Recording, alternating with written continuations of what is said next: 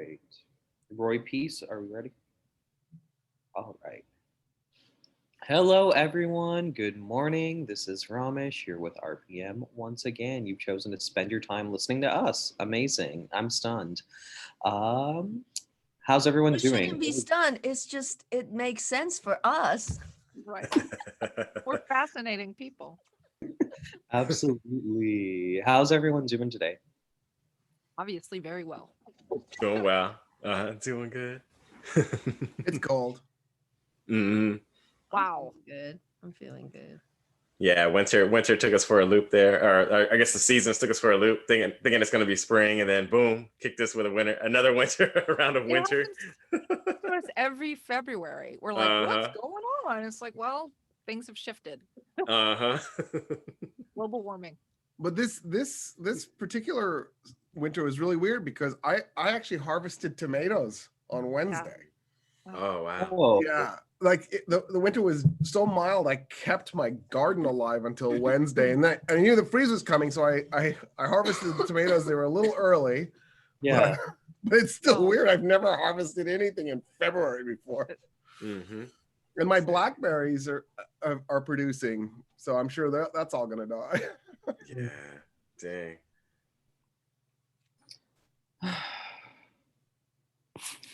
All right, so we just had a week where we watched impeachment trials, all of this. Someone catch me up. What was going on? I had zero investment or effort, or I just didn't want to follow this presidency. I'm so tired of anymore. it. Well, I didn't so want cable news coverage. I didn't want it to be blasting me with notifications. I didn't want to follow what was going on. I had no interest. But someone catch me up. the Democrats came out guns blazing. They took 2 days to do their arguments. They Brilliant were arguments. brilliant. They open and shut case. There can be no doubt in anybody's mind after watching that material that that in fact there was an insurrection and Trump had instigated it. Right before they started, though, they had to have a vote on whether or not it was constitutional to remove from office a politician who's no longer in office. And it's actually the second time they voted on the exact same issue, because the week before the impeachment trial started, they had that vote. It was 55 to 45 in favor of proceeding, the first vote. And then on Tuesday, they had the second vote, which was 56 to 44. So one more Republican came over. And again, that was because the Democrats were on fire and they presented a really good case. And the Republican came over, said there was no way as an objective observer I could watch this and conclude anything other than that the defense testimony was terrible. And the Democrats had their act together. When everybody laughed at that dude, did you see that when he said Philadelphia and everybody laughed? Like everybody in the Senate House just kind of went, oh, chuckle, chuckle, chuckle. And he got so mad. What are you laughing at? What? I mean, went nuts. Walked away from the dais, came back up and said, I never laughed at any of you people. I mean, just didn't recognize that he had made a simple mistake. He was so upset. It was shocking to watch. I mean, these people were so their emotions were just right on the surface. It was crazy. And then later, Castor said, "Choosed." Yeah. Like, where did you learn English? Right? Choosed? The United States of America. Somebody wrote that on their complaint. They spelled United wrong. I don't understand. I don't understand. So but like regardless of what happened at the impeachment or in the House or the Senate, there's still like a large contingent of Americans who believe the election was stolen, who believe he's the rightful president, who are still gonna follow him, I guess, to the ends of the earth. And there doesn't seem to be like a strong, wide-reaching indictment of him by the party itself. So yeah, tell me, Roy, was the election stolen or not? Before we do, there was a little bit of defection because they had the vote yesterday on whether or not he was guilty, and it was 57 to 43. 7 Republicans did vote for conviction. The previous record was held by one of those Republicans, Mitt Romney. He was the first person. it was our third impeachment trial in U.S. history for a president, and he was the first person in history to vote against the president from his party, and he did it on one of the two articles of impeachment. He didn't do it on both.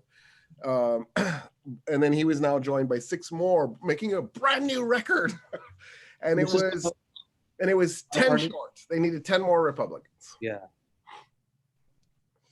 Which in my mind makes it so that no conservative can ever again talk to me about the Constitution, patriotism, or Blue Lives Matter. You need to just shut up for all fucking eternity.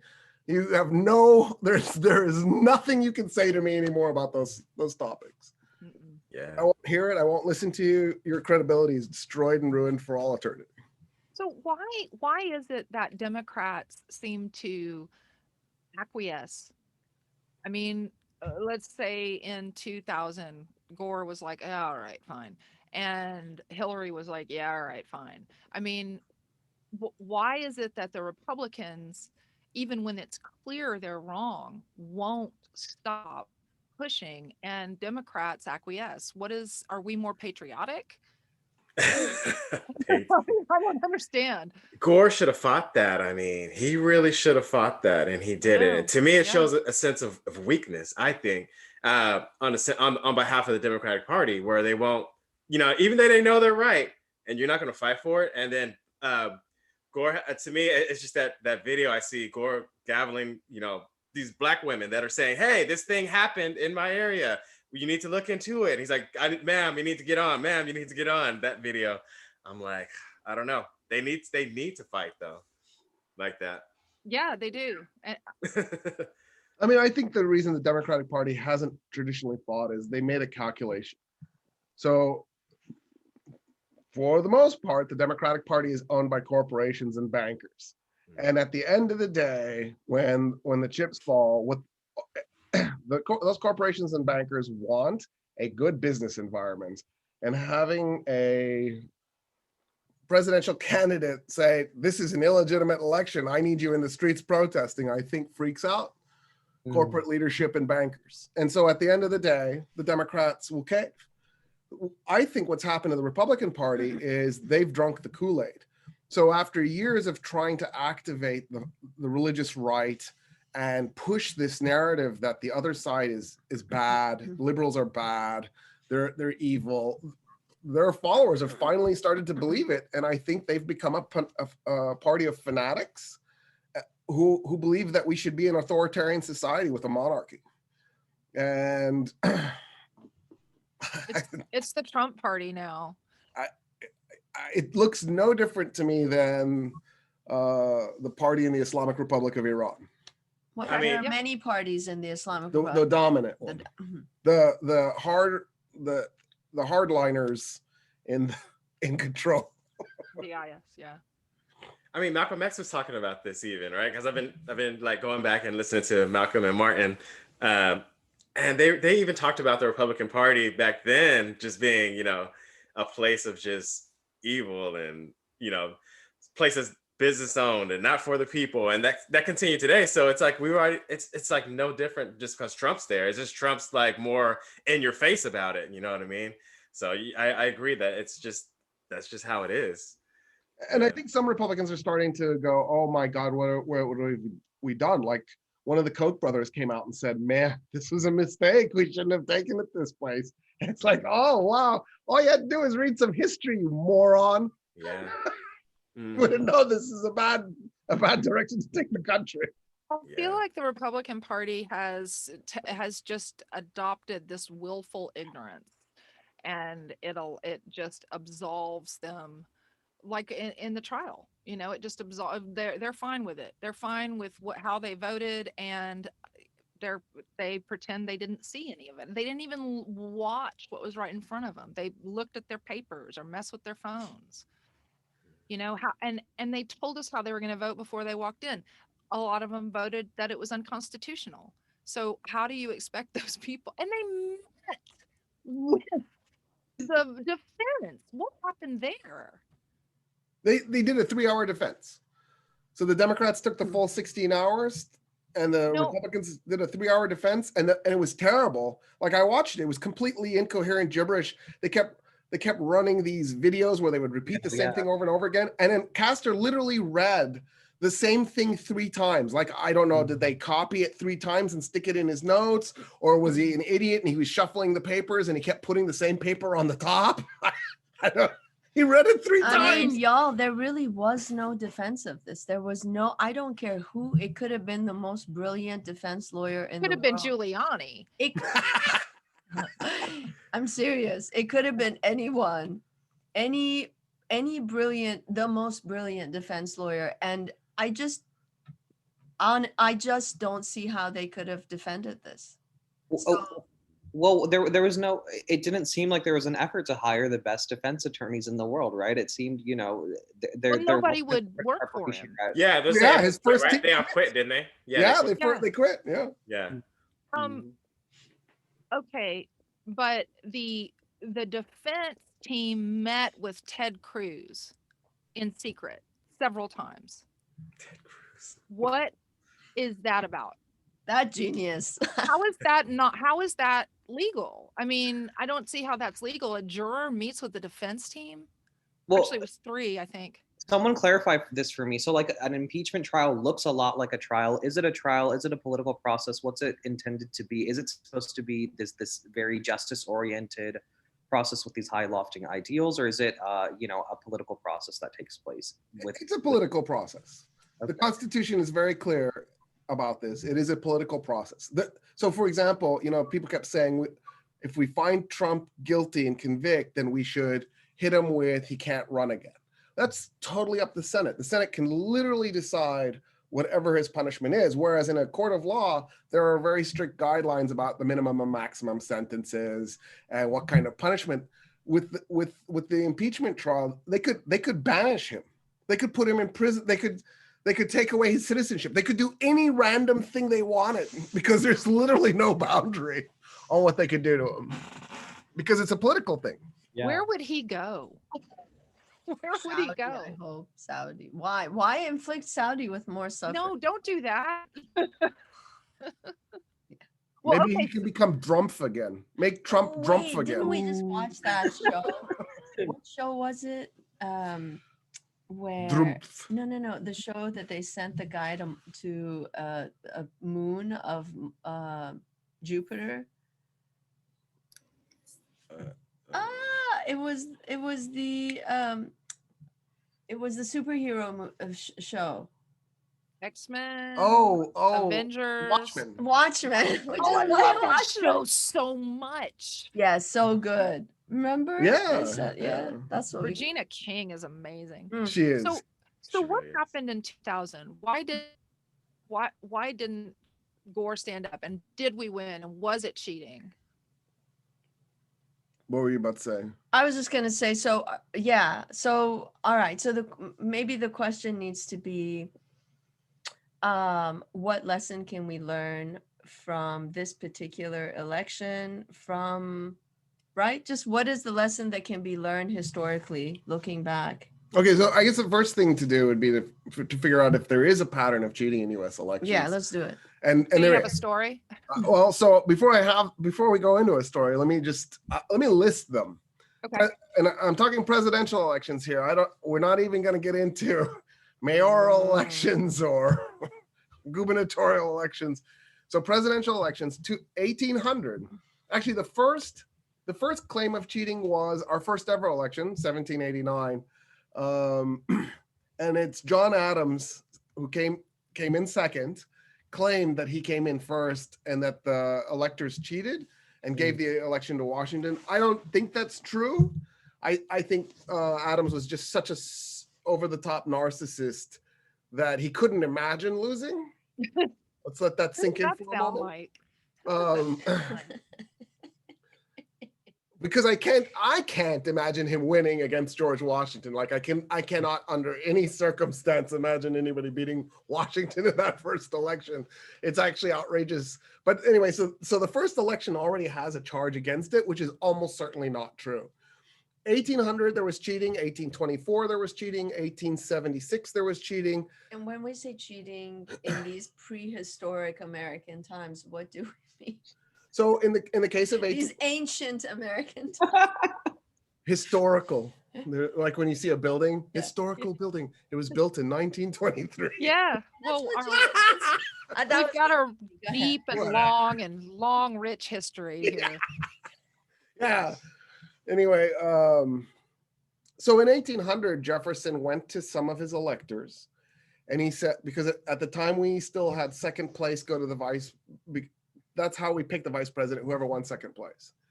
And Jefferson desperately didn't want John Adams to be his VP, because Jefferson had just spent the previous 4 years as John Adams's VP, stabbing him in the back repeatedly. And he knew John Adams would spend his entire next 4 years trying to get vengeance. So Jefferson went to his electors and said, I need some of you to vote for the guy coming in third place, because if enough of you vote for him, he'll go to second place. Now, what's amazing about that cheating event is nobody sat down and counted out how many votes that Aaron Burr needed. And so they just sort of randomly did it and accidentally gave him one too many votes.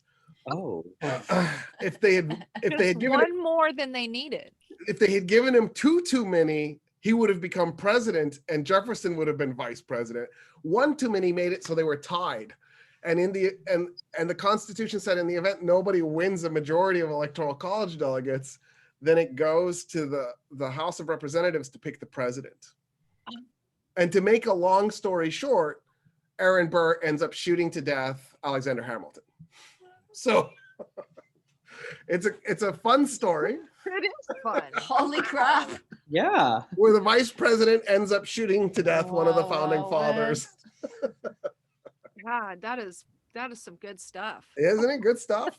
And then Jefferson said, that's it. We're doing constitutional amendment. This is bullshit. From now on, the president picks the vice president and they're going to be on the ballot together. And that's in 1804 that happened for the first time.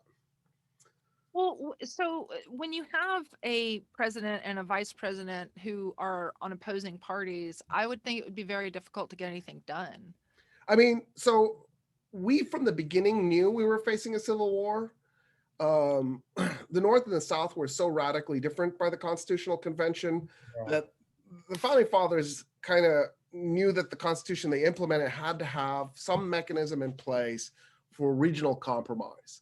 So in the United States, we're always talking about federalism, but really regionalism played a bigger role in the way we ran our government than federalism, at least until the Civil War. And so what happened was there was a tacit agreement that in the event that the president was a Yankee, the vice president had to be a Southerner. So even though we made it so they were both from the same party beginning in 1804, we still had this understanding that they would be from a different region. And the reason is because the Senate was 50-50. It was half slave state, half free state. And so the vice president would go in there and cast the tiebreaker. So if the president was a Yankee and the vice president was a Southerner, the Southerner effectively had a veto in the Senate and could block any bill from going through. If it was the other way around, it didn't matter. Like if the president was a Southerner, the vice president could be a Southerner, because then the House would act as the Yankee institution to block any bills from going through. How strongly were parties regional then? What were parties regional? So the answer is not really. Well, first of all, you have to remember that when the Democratic Republicans were the dominant party, the United States was a one-party system. It was like the Soviet Union. There was just one party. The Democratic Republicans in that party's framework.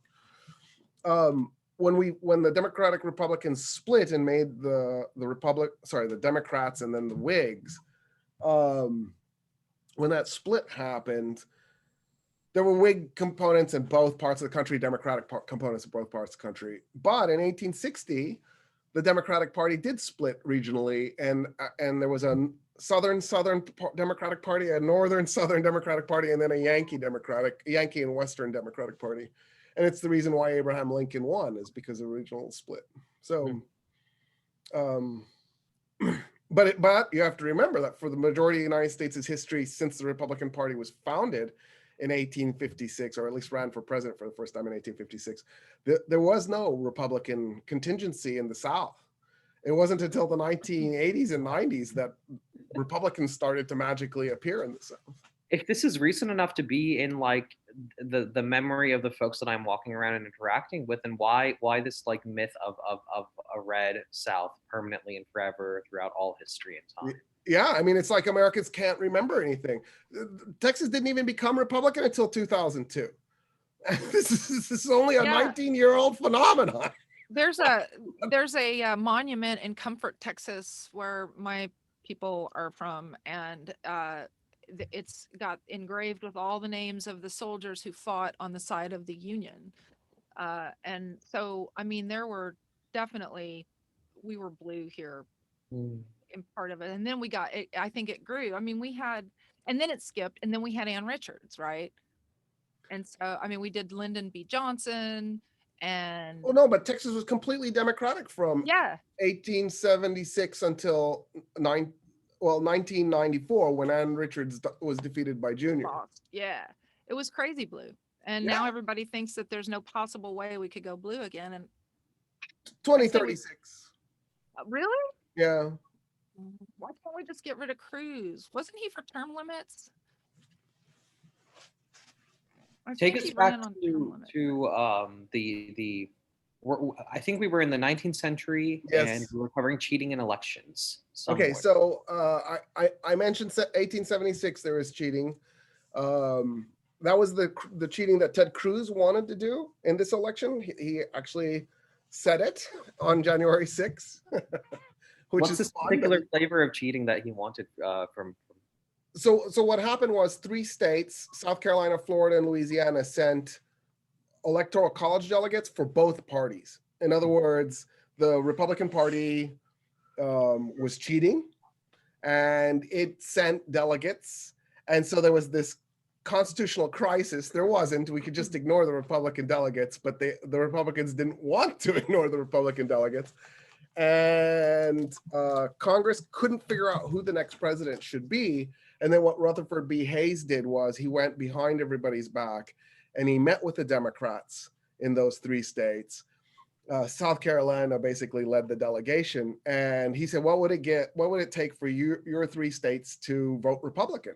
And you got to remember, this is 1876. South Carolina left the Union in 1860, just 16 years earlier, because a Republican won. So like, what are the odds that South Carolina, that started the Civil War, 16 years later is going to be happy with a Republican candidate? And the answer was South Carolina, Louisiana, and Florida agreed they would allow the Republican delegates to be counted and not count the Democratic candidates if Rutherford B. Hayes promised to end Reconstruction. And so in 1876, Reconstruction is terminated.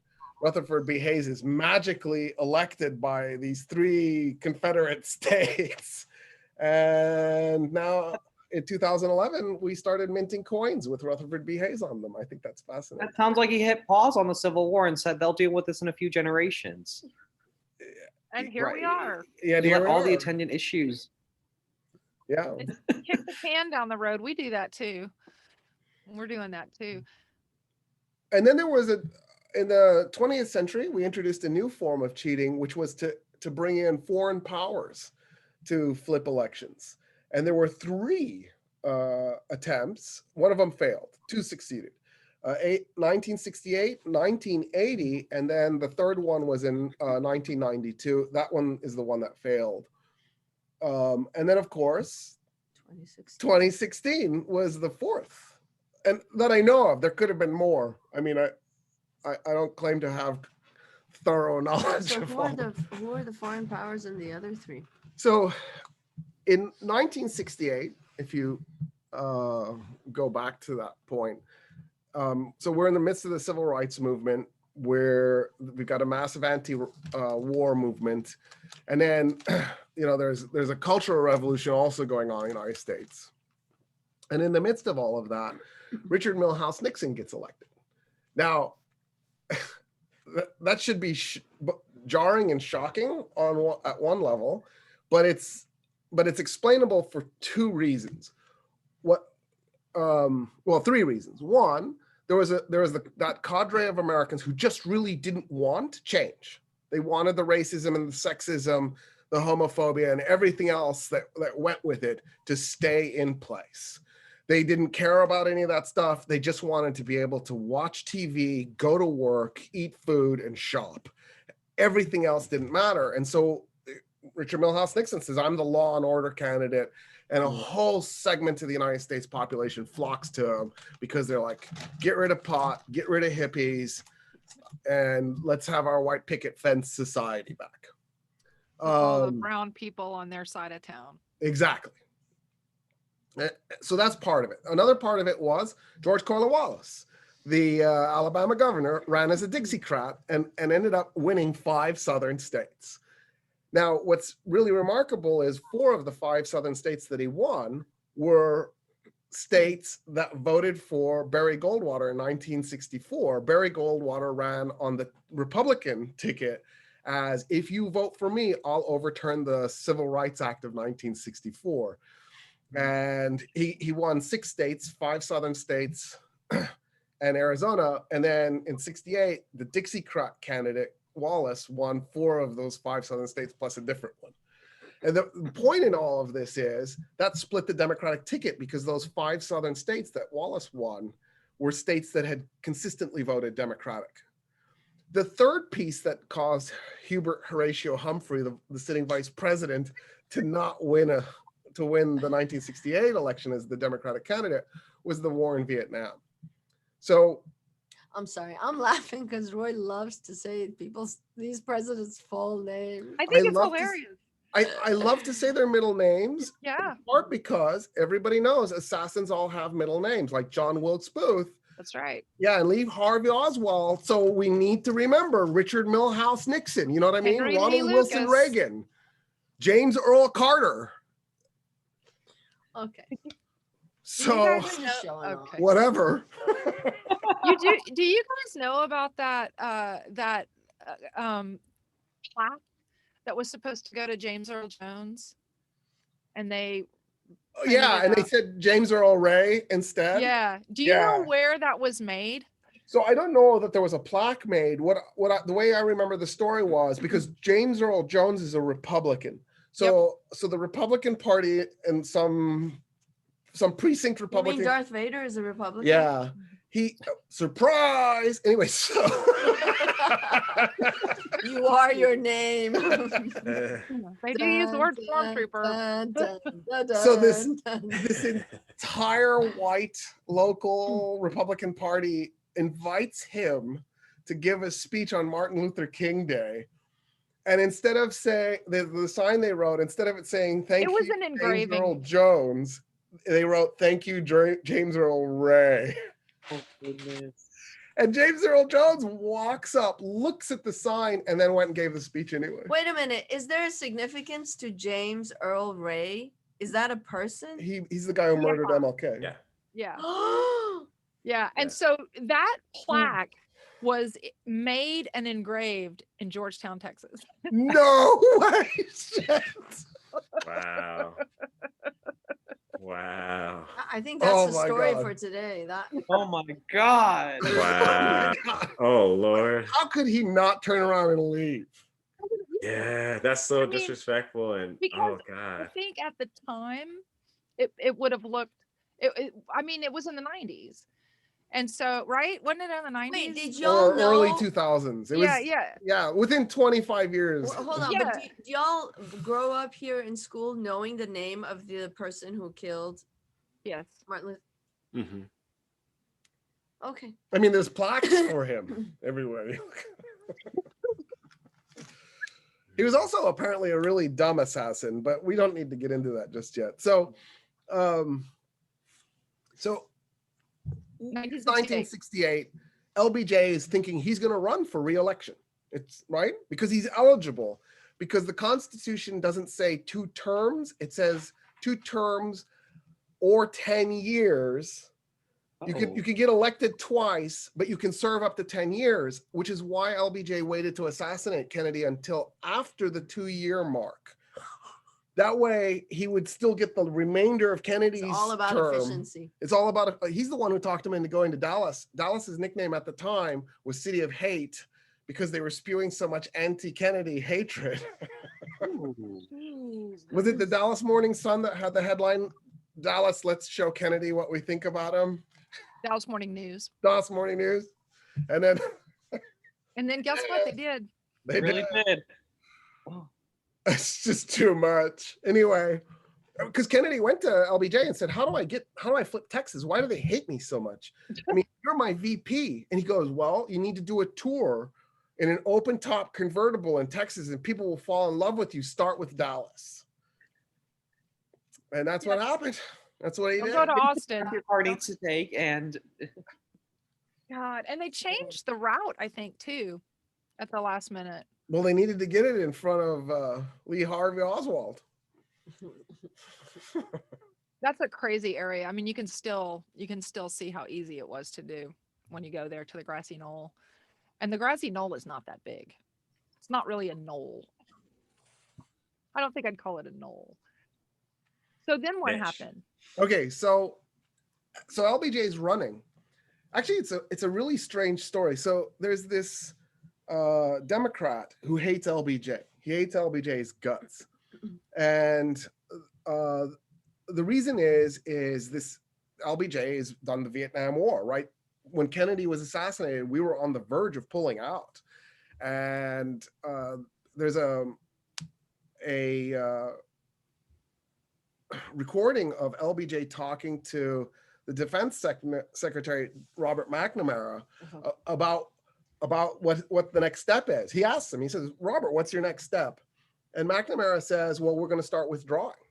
And LBJ basically says, if you're anything but a gutless worm, I think he actually said, he used language like that. It might not have been gutless worm, gutless coward, something like that. You would say we're going to actually increase our presence in Vietnam. And he browbeats McNamara. And you can hear McNamara on the other side going, okay, yes, Mr. President. Like he's totally freaked out that this guy is bullying him so badly. And so there's a faction within the Democratic Party that wants to get rid of LBJ. And to make a long story short, the way they do it, the way they pull this off, is they first approach Bobby Kennedy and they go, look, will you run against LBJ in the primaries? And Kennedy says he won't do it because it's a betrayal of the sitting president and he's worried about the effect it'll have on his career. So they end up getting Eugene McCarthy to do it. And once Eugene's in the race, Bobby then jumps in, and then next thing you know, George McGovern is in, and LBJ goes, screw it, I'm out of here. I'm not running again. And he pulls out. And the 1968 ends up becoming an upheaval in the Democratic Party because a bunch of college students realized they could become delegates in the DNC. And so they go and they make themselves into delegates, and they show up at the DNC, and Bobby Kennedy is on track to win the primaries when he gets assassinated on June 5th. He literally just won, right? Because he won California. He had the delegates to be nominated, and he's at the party celebrating, and he's assassinated because he changed his route, leaving the hotel. And at that point then, all the delegates who are going to vote, not all of them, but the majority of the delegates who are going to vote for Bobby Kennedy switch over to Eugene McCarthy. And the Democratic Party then nominates Hubert Horatio Humphrey, the vice president, instead. And the students, of course, go, you stole the election from us, and they go out to protest, and they're protesting, and then the police riot, and that's the famous Chicago police riot, where the police assault, batter, and abuse the students for exercising their First Amendment rights. So that's cheating too. That's just a different form of cheating, right? I mean, by stealing the election. Technically, no, and here's why. It's unethical. I'll give you that. Okay. Until 1972, the primaries never counted for selecting the presidential candidate for either party. Oh. Most states didn't even bother with presidential primaries because there was no point, because they had no say in the outcome. They were really just a symbolic gesture. Right. It was a way that the states thought they could, because they were having primaries anyway, because they were having primaries for the local stuff and their state stuff. So they thought, you know what, we're here. Let's go ahead and see what the state's opinion would be for the candidate. So even if Bobby hadn't been assassinated, even if he won the primaries, that didn't necessarily mean he would be the candidate for president. The first time that ever happened was 1972. George McGovern had been picked by the Democratic Party to create what's called the McGovern Commission, where he examined what went wrong with the Democratic Party in 1968 and why they were defeated. And he concluded the number one problem was that the average voter felt cheated in 68 because the primaries didn't count. And so they wanted the primaries to start to count. And in 1972, for the first time in US history, the primaries mattered for picking the president. Isn't that crazy? It is crazy. And what about now with all these people who feel like they've been disenfranchised? I mean, go ahead. I mean, that it is clear. If we held the election that we had in Iceland or in Sweden or Finland or New Zealand, this would be considered, the 2020 election would be one of the most corrupt elections in any of those countries' histories. We do vote rigging. They're just plain, pure and simple. We call it gerrymandering, but it's no different than what the vote rigging that Putin does is. If you know the outcome of an election before it happens, that's the very definition of vote rigging, right? So we have totally rigged elections for about 95% of the elected positions in the United States. So where the contest happens is in those 5%. At the state level, we call them swing states. But like at lower levels, it's just about 5% of any of the districts will flip between the Democrats and the Republicans. When it comes to the way we counted the votes in 2020, it is the cleanest election in US history. And the reason is the following: paper ballots with electronic machines. So when we did the electronic machines for the first time in 2002, they didn't come with a paper ballot. So there was literally no way to do a recount. I mean, we did a recount, but it was a joke. We would take the tampered with computer data and plug it back in, right? There were these little black boxes. What the hell is that doing? Like, that anybody would believe that was a recount was preposterous. I remember watching that for hours, just watching them count. Just that was like, oh my God, what's going to happen? We knew what was going to happen. We knew it was going to happen. and 2002 and 2004 were probably two of the most egregiously tampered with elections in US history. Maybe, I think certainly more so than even 2000 was. What we did in 2018 was we introduced paper ballots, which is cool because Brazil had been doing that for 20 years. So the United States caught up to Brazil's technology from 2 decades earlier. What Brazil did was they did computerized voting in the 90s. And then they would print out a paper ballot and you would look at it and make sure it was right. And then you would put it into a box. That way, if they had to do a recount, they were recounting the paper ballot, not the stupid data that's already been corrupted because somebody hacked the machine. Yeah. Right. So because of that, 2018 and 2020 are the two probably cleanest elections in US history. And Georgia proved it. They counted the ballots 3 times. They made sure that they got the right goddamn result. When in Georgia's history have they ever gotten an election right? Like, it's one of the most corrupt states in the union. What will happen to Lindsey Graham? What happened to him? What will happen because of the Georgia? Oh, the phone call? Yeah. Nothing. Well, no, he wasn't involved in the phone call. He just wanted them to find the vote. He didn't. I mean, I didn't hear a recording of him. I think these politicians are untouchable because Americans don't know what protest looks like. Yeah. So back to 1968. I mean, there's a cadre of Americans who know what protest looks like, but it's not like there's protests in Charleston right now asking for Lindsey Graham to resign, or Columbia. Yeah. So, is it Columbia or Columbus? Columbus, South Carolina. Sorry, not Columbia. That's Ohio, right? Columbus. I can't wait. Columbus, Ohio. It's Columbus, Ohio. What's Columbia? Am I Yes, screwing? Colombia is South is in The Oh. South Northeast? America. What? Can we rename the capitals? Do they have to all be named after Christopher? I don't. Is that a- Austin. yeah, right. Because we didn't genocide the Karankawa. Right, exactly. Okay, so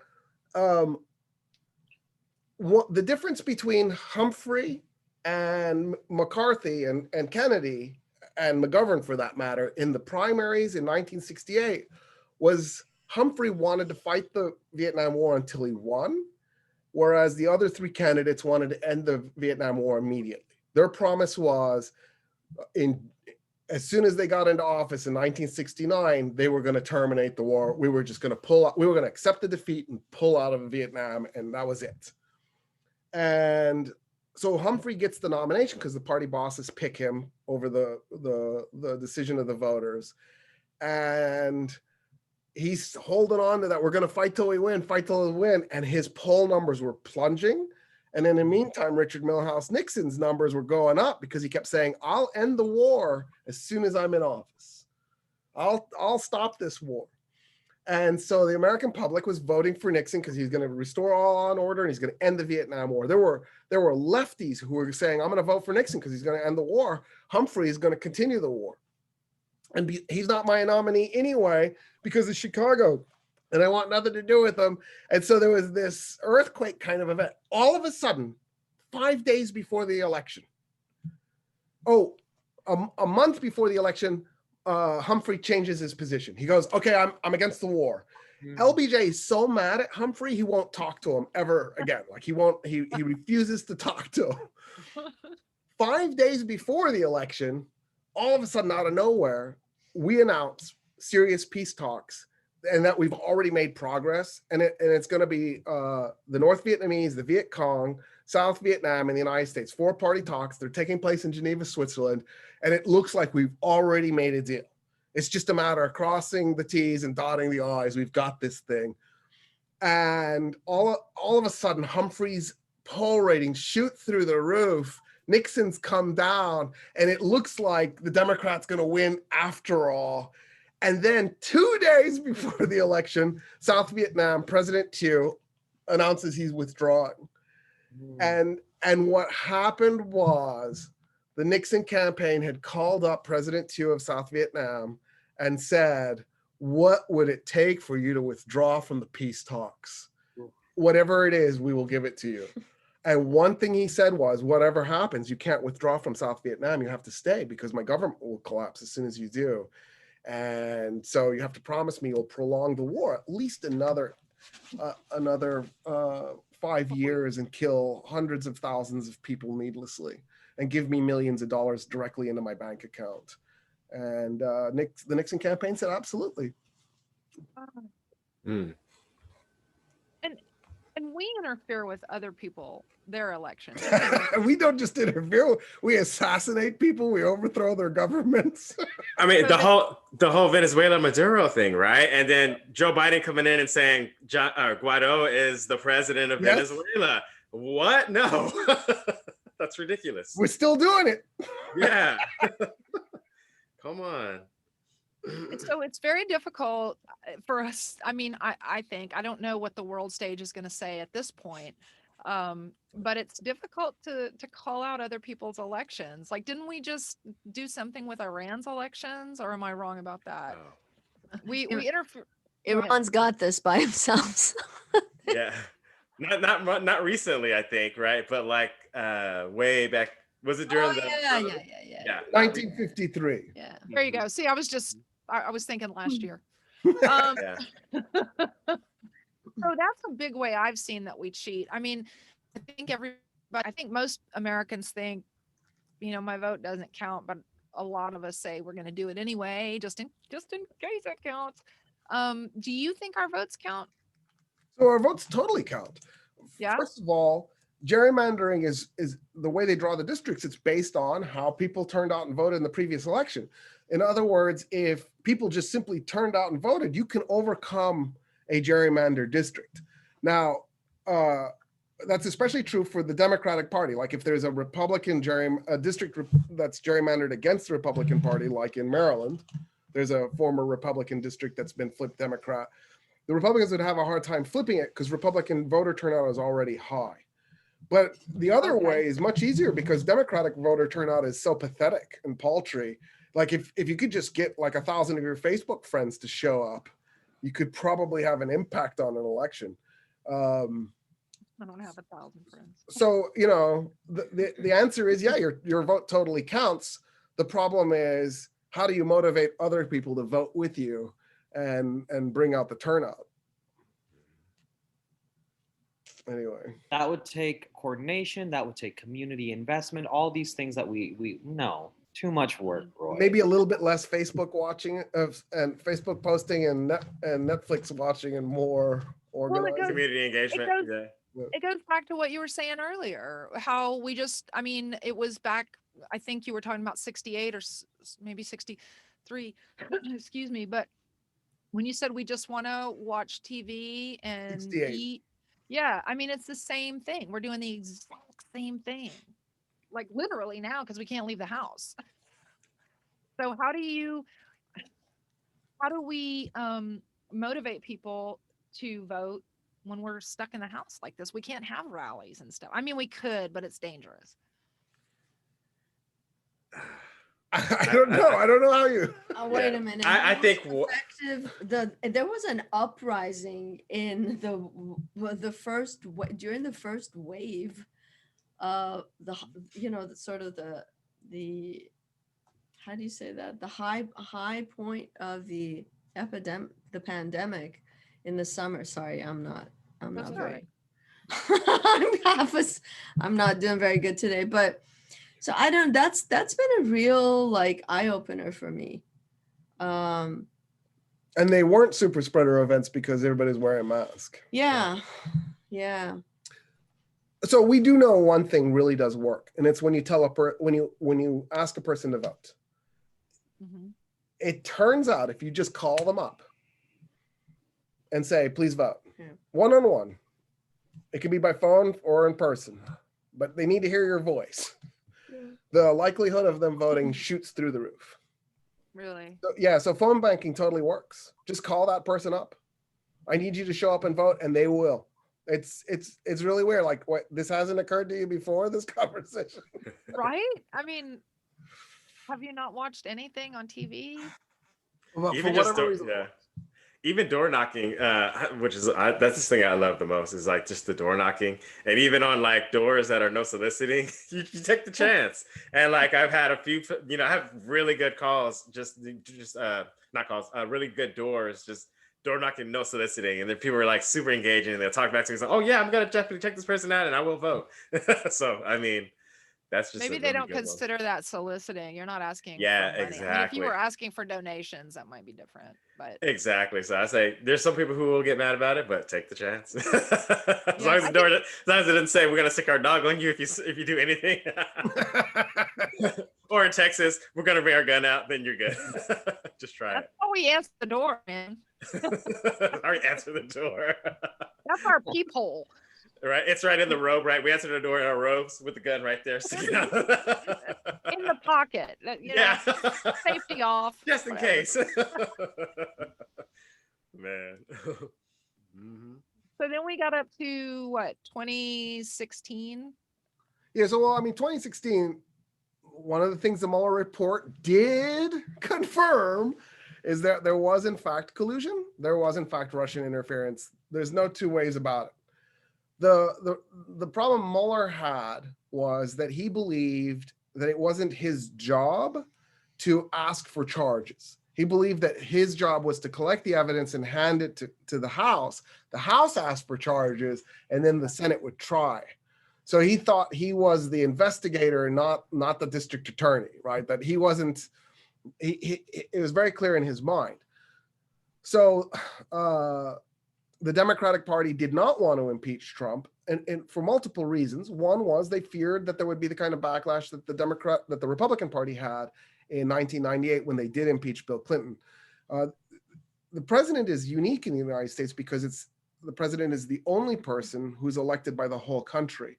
And so if the British are right in that human beings are by inherently monarchists, that Thomas Hobbes and the Leviathan are right, then that's our expression of it is the president. So we tend to rally around the president. We tend to villainize Congress. And so they were worried about that. They also thought it was going to be complicated to explain the Mueller report to the American public because he said some things. One of the things he said was, according to the Justice Department, the policy is we don't try a sitting president. So I think the average American was confused about that. Another thing that the Democrats feared with the Mueller report was Mueller concluded that even though there was collusion, that the people who were doing the collusion were ignorant of the law and therefore probably ought not be persecuted for it because they didn't know they were colluding. And he said collusion implies knowingly colluding. And I love that because, like the next time I murder somebody in the street, I'm just going to tell the judge, I didn't know murder was illegal. Precisely. I mean, and that it doesn't it specifically state somewhere that ignorance of the law is not a defense? I mean, I think that's been the common law standard that the United States and Great Britain and Canada and Australia have been employing for centuries. It's up to you to educate yourself on what's legal and what's not, especially if you're a representative or working in politics. I mean, you should know the law. You should know the law for sure. I agree. I think it's completely foolish. The Democrats choose not to impeach. The next thing you know, Trump's on the phone talking to the Ukrainians, trying to throw the 2020 election. And that's when the Democrats pounce and go after the president and impeach him. And, what was the lesson that the little narcissistic 4-year-old learned? Well, I can get away with this. The Democrats won't come after me. I'm going to go do it again. So there was... So would the Democrats not go after him? The Republicans would block him from that. Well, and they did. I mean, only one Republican voted on one of the articles of impeachment to vote for it, and the Republicans were the majority, so there wasn't even a majority vote. Also, for the record, only on average 47% of the U.S. population supported that first impeachment. It never cleared the 50% on any polls. It hovered right around 47%. Whereas the second impeachment, all the polls I looked at were over 50%. I want to say it hovered around 53% or 56% support, somewhere in that area. You think it would have been different if they went after Trump for impeachment on, like, say, the Emoluments Clause, where his family is profiting, from his presidency? Do you think it would have changed, like, national opinion at all?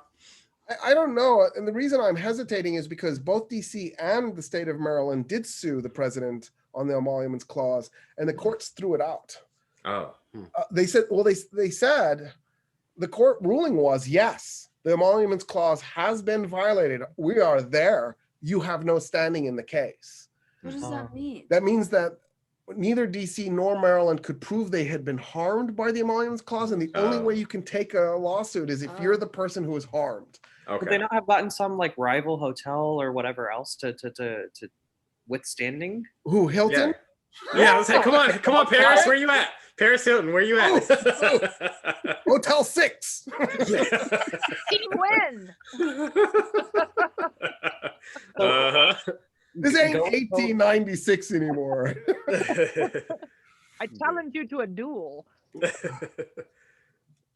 Yeah, I think Americans have a huge level of tolerance for that kind of corruption.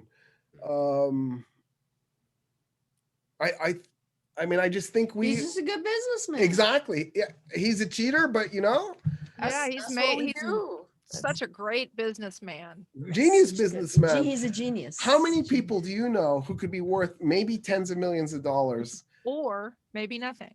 pretend to be worth billions of dollars, and then lose $1 billion and be worth negative hundreds of millions of dollars and still pull off what he did?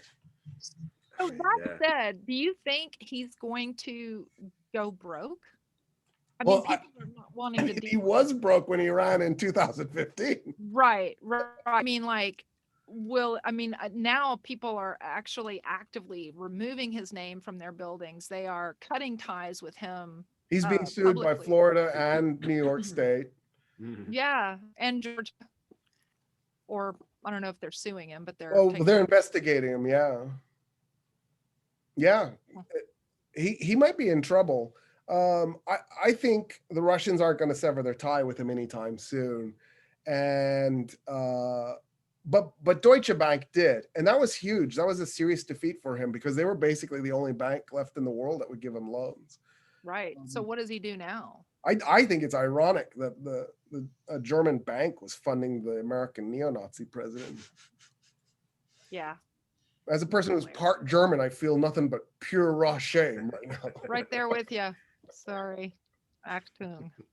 So going forward, are we going to continue this long tradition of cheating in elections, or is there a demand for change, for accountability, for fair elections, all of this? I think that we had the fair elections in 2018 and 2020 only because Americans were forced to confront the fact that the Russians, the Chinese, the UAE, Israel, and probably a multitude of other countries had interfered in the 2016 election. And I think between law enforcement and the American public, there was an outcry that we do something about that, which is why we began doing the paper ballots. Yeah. So the answer is we've at least taken the right first step. My experience is that Americans, when it comes to politics, are ADHD, and they focus on something for a little bit, they make a small change, and then they get obsessed with something else. They make a small change. Don't get me wrong, I love small incremental changes. It's just they completely forget about that first project they were working on by the time they're on their 13th. And then that gives time for the Republicans to roll everything back. So unless there's continued vigilance, I think in a few years, I'm just assuming 2028, the Republicans are going to win both houses of Congress and the presidency right back. And we're going to be right back to where we were. There'll be foreign interference in the election, and people will be like, oh my God, this is terrible. Biden better send those $2,000 checks. What was that? Biden better send those $2,000. So Yeah. $2,000. There was a $600 check, and now he's sending us a $1,400 check. That's $2,000. Nope. does he They- send no, it? I'm gonna show you. I'm gonna send you that video clip where it has all of it together.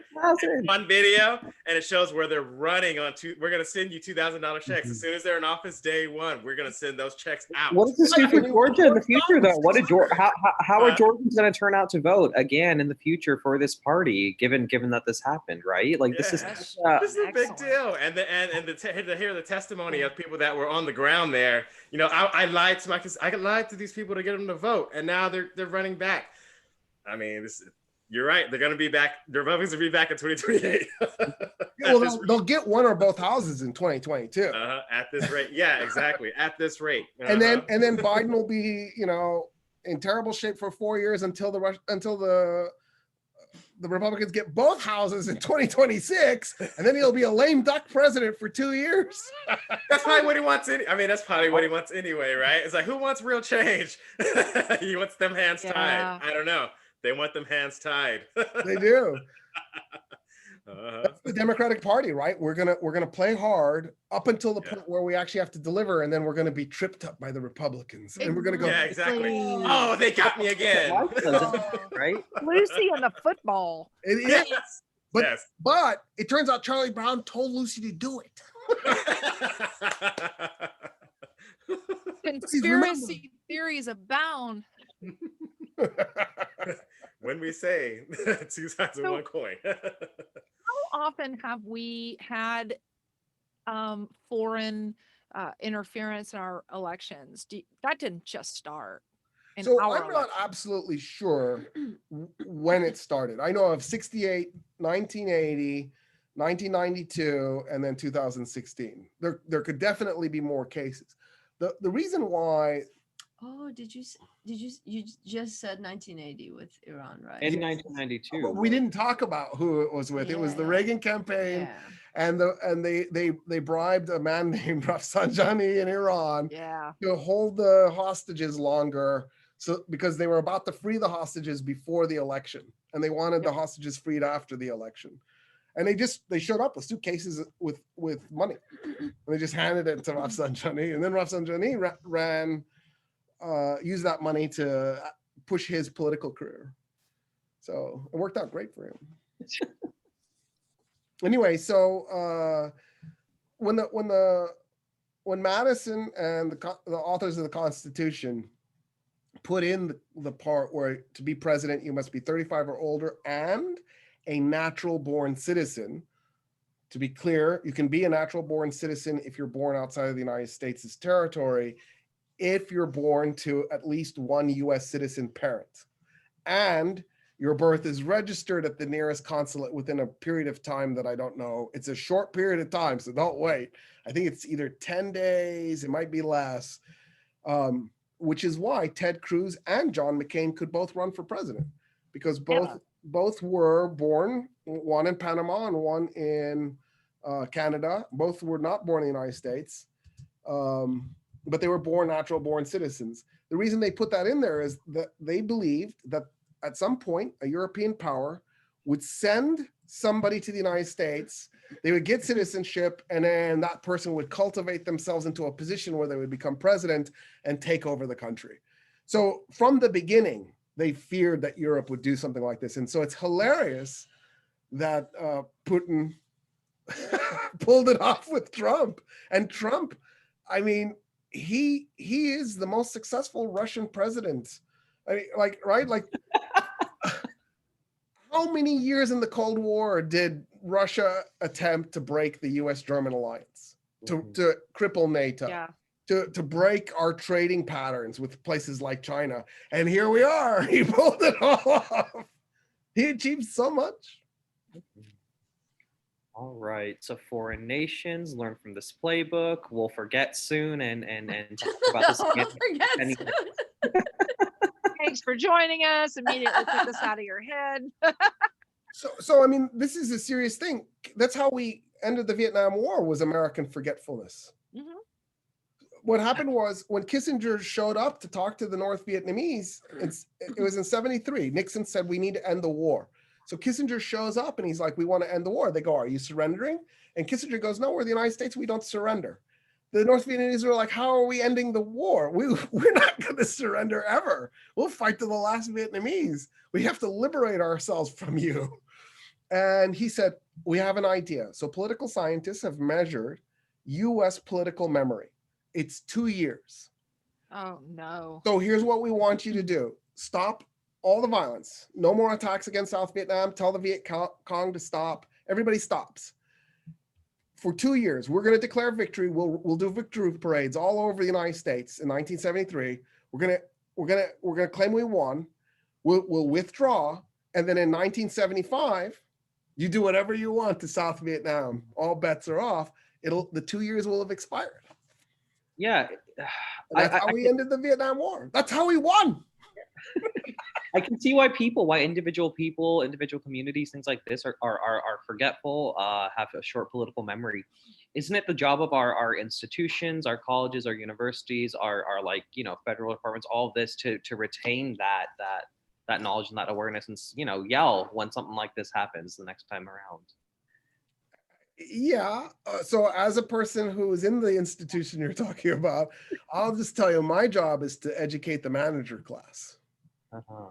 Yeah, my goal is the next generation of Best Buy managers and HEB managers and Wall Street managers. They're going to know their history. They're going to know what to do to absolutely screw over the working class, because I'll have exposed all of it.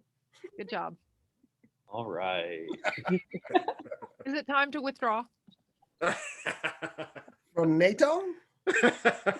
From the conversation. From Afghanistan.